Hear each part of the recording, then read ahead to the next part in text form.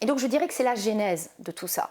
Parce que évidemment, quand j'ai déposé ma plainte contre TikTok il y a un peu plus d'un an maintenant pour provocation au suicide et propagande des moyens de se donner la mort, je me suis dit je vais médiatiser.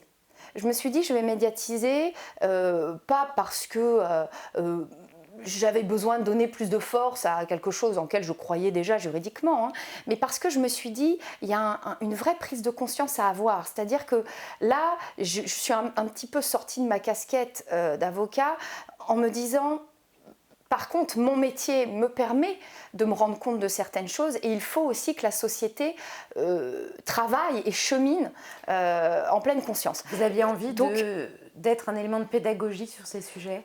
disons qu'en tout cas, je me suis plutôt dit, comme c'est quelque chose de très caché, très larvé, mais qui fait souffrir énormément de parents, je me suis dit, bah voilà, on va passer l'info, qu'on dépose plainte.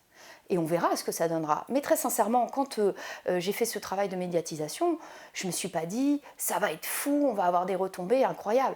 Et au final, c'est ce qui s'est passé. Le jour où le premier article est sorti, là, j'ai cru que le secrétariat du cabinet Ah oui, c'est vrai. allait craquer tellement il y avait d'appels en France, mais aussi à l'étranger.